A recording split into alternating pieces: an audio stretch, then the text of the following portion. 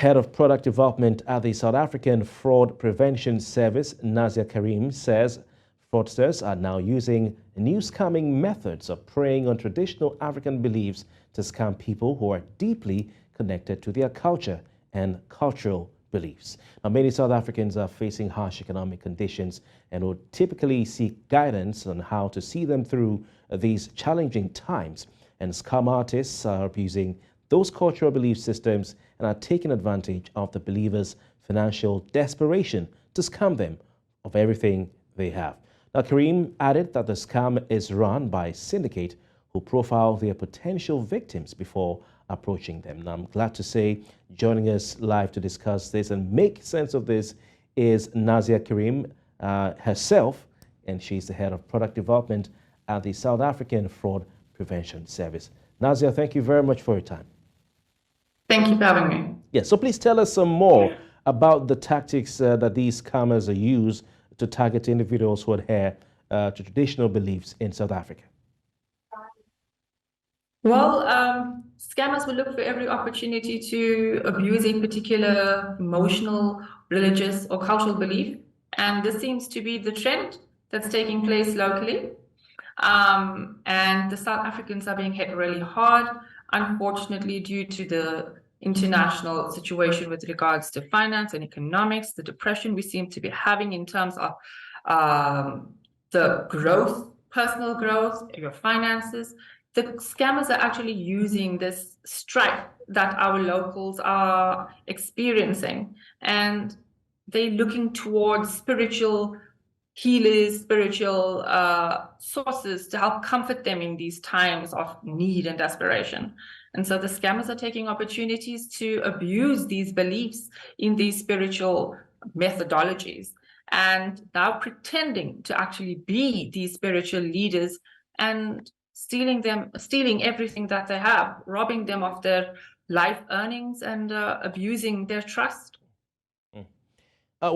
Thank you, Nadia. How do these scammers exploit the cultural, practices, the spiritual practices, in South Africa to gain the victim's trust? Because the trust is very important, and then, of course, going ahead to manipulate them. How exactly do they do that?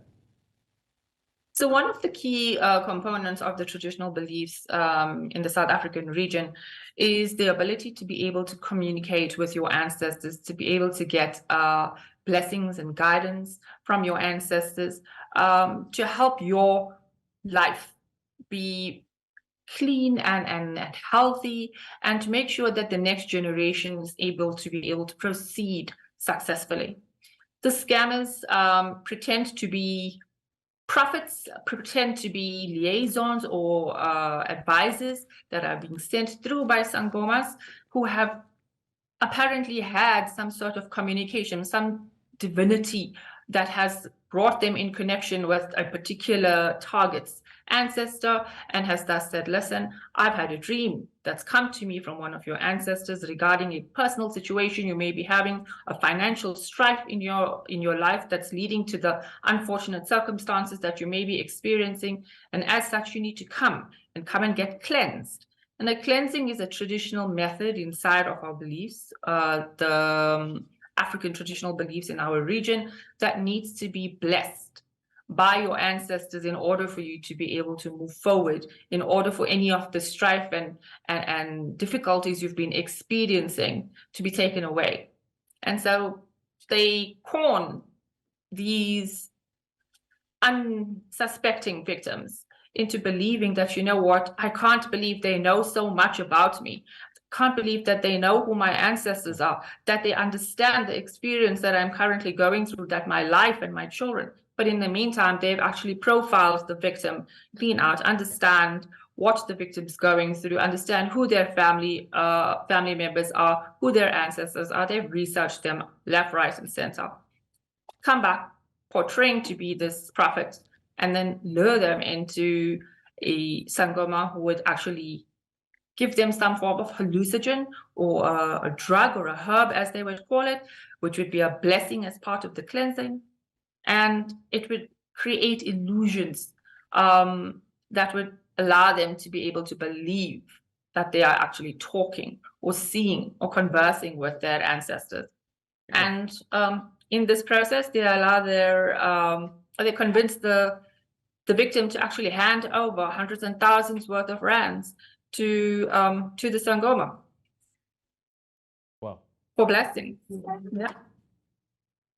Yeah, it definitely seems like a lot of effort that these scammers go through to profile the victims, and but I guess the rewards that they seek at the end will always justify the means and the extent to which they are ready to go. Quite scary stuff.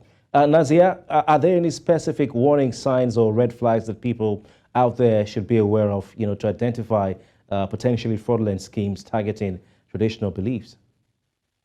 Yes, I think the first question you need to ask yourself is, why does a random stranger know anything about me?